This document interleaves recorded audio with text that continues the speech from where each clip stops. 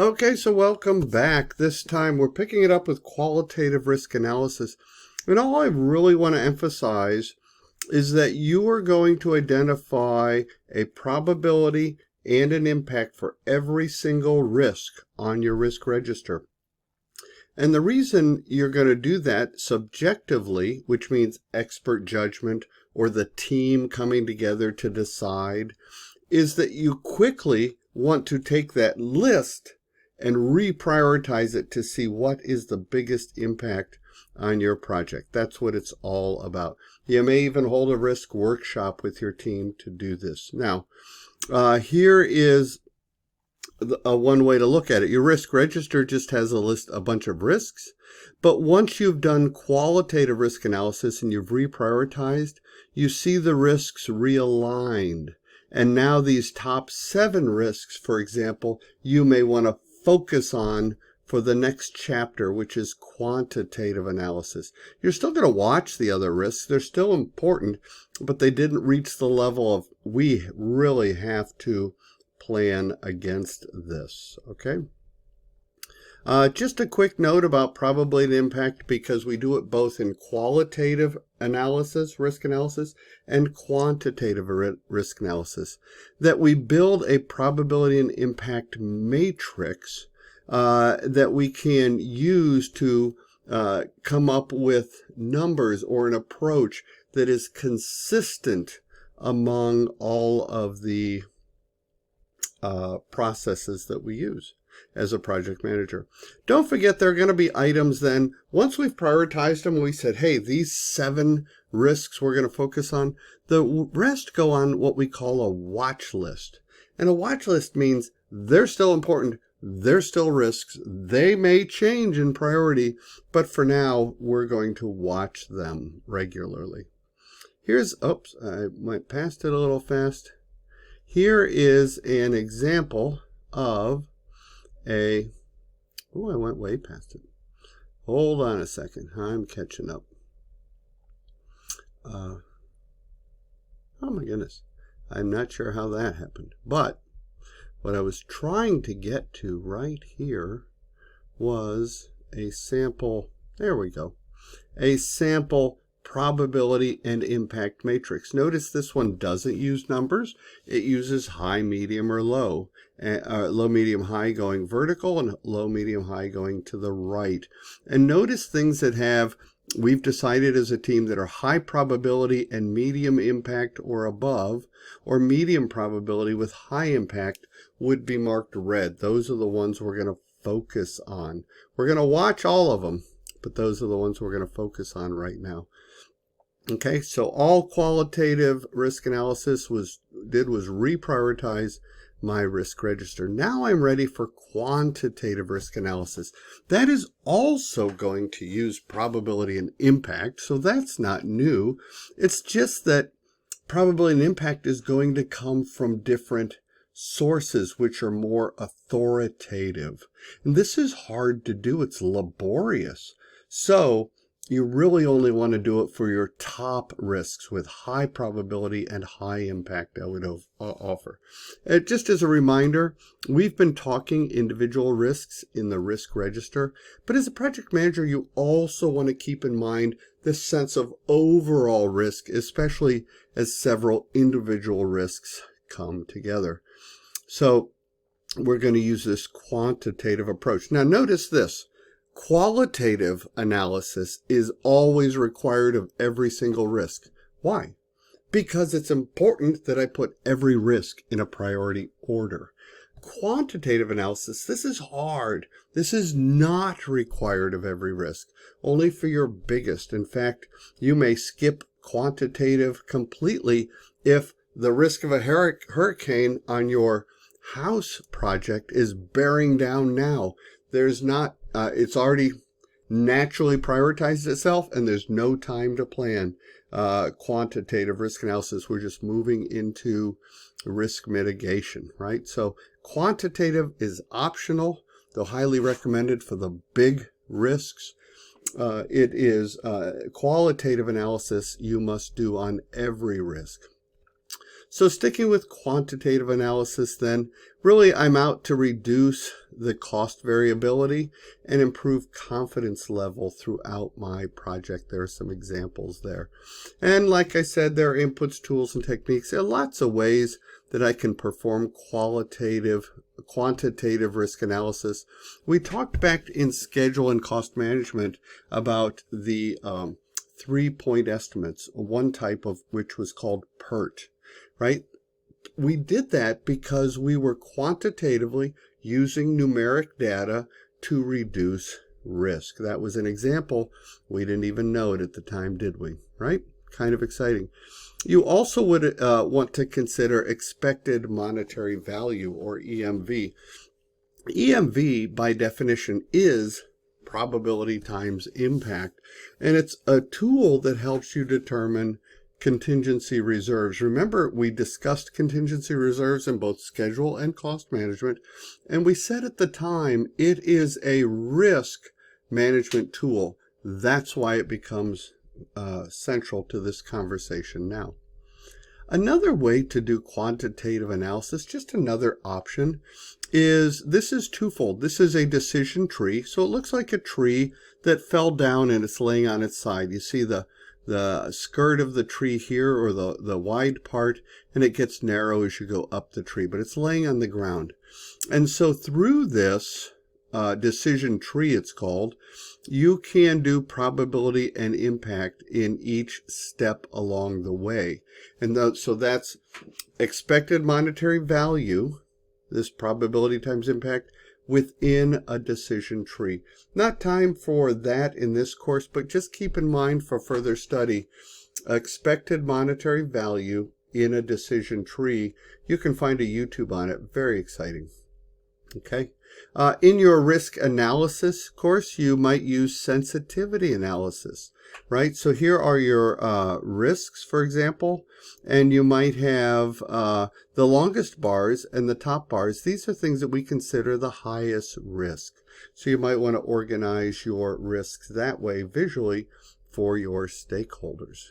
Another thing you can do is called Monte Carlo analysis. This is another quantitative analysis tool. And Monte Carlo, like the gambling place in southern France or somewhere in that area, Monte Carlo, it's a gambling place, right? Well, this is a tool, a software tool that you can load a lot of constraints in, requirements, facts about your project, like schedule activity facts, cost facts, etc. And it is going to spit out the probability of a lot of things on your project, the likelihood that something will happen. Here's just a picture of the probability of a project finishing in day 192, right? But the probability of it finishing in day 170 would be 90%. The probability of your project finishing in day 50 would, day 145 would be 50%. The advantage to that is I may incentive, if the project costs me, say, $1 million a day, I may incentivize the team through cost management, through resource management, to give a bonus if they can complete the project to the customer's satisfaction by day 170. I could save millions, right? And only pay them back in bonus maybe $2 million worth, right? So this is a way you can use the Monte Carlo analysis to improve your project results. Okay, then we're going to plan risk responses. So those quantitative results are going to lead to contingency plans, and I'm going to require money to set aside for that. And that's why, and it's going to impact the schedule. That's why we talked contingency plans in both schedule and cost management, but it's really a risk mitigation function, right? Here's some other terms to be aware of. A fallback plan is, what are we going to do if the contingency plan we built fails or it's not effective? That would be a fallback plan. Secondary risks are risks that develop because we've implemented a risk response. Those are called secondary risks, etc. And residual risks are those, like residual milk at the bottom of the milk jug, that can't be eliminated or exploited, but they're there. Just keep an eye on them, okay? So in planning risk responses, we just keep going. There are some risk strategies. Remember, a risk by definition is an uncertainty. We said it could be a threat or an opportunity. My point here is that no matter if it's a threat, these are strategies you would want to consider for combating that threat in risk management. If your risk is an opportunity, these are strategies with their definitions that you would want to consider using to exploit that opportunity or to make it happen. So pause the slide, read through those definitions, and bump it up against your course book, and the PMBOK guide, right? In planning risk responses, I've emphasized this several times. Don't forget, these were about individual risks, these responses. These are about, notice, individual threats or opportunities. There is also something for you to consider, which is your strategy for overall project risk, which can change with time or with multiple risks implementing. Now, we've talked contingency reserves before and management reserves. Here's a one-slide summary of each coming. So a contingency reserve says it's for known unknowns, which means I know the risk, I've identified it, but because it's a risk, I don't know if it'll happen. So I'm going to plan against it. I'm going to go to my boss, the sponsor who owns the budget, and I'm going to justify it, and they're going to be happy I did, and they're going to give me money against either the risk opportunity or the risk threat that I can set aside to meet my planned contingency.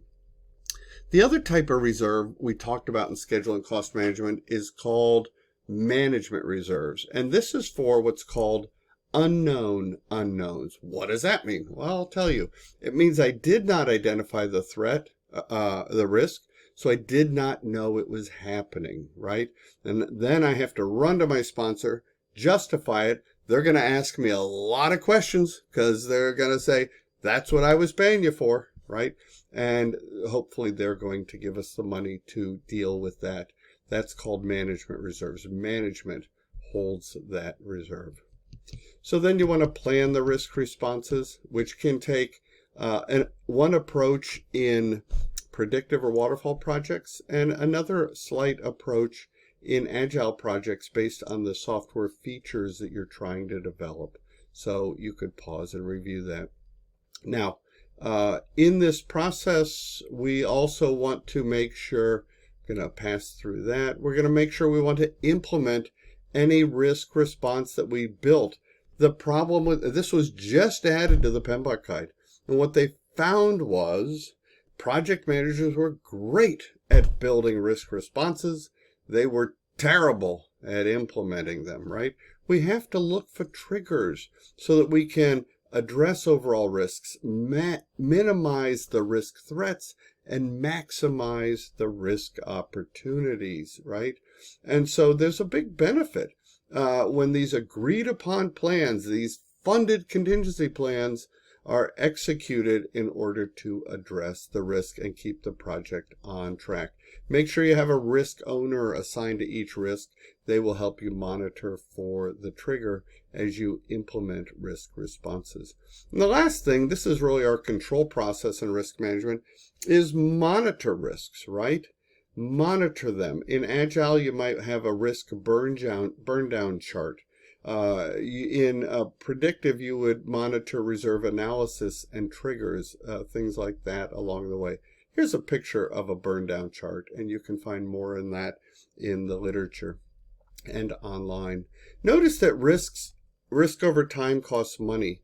That in the life cycle of the project, that a high risk costs very little upfront in the project life cycle. No, here's what this chart is saying. That risks decrease over the life of the project, but look at the bottom line, risks cost more the later they execute.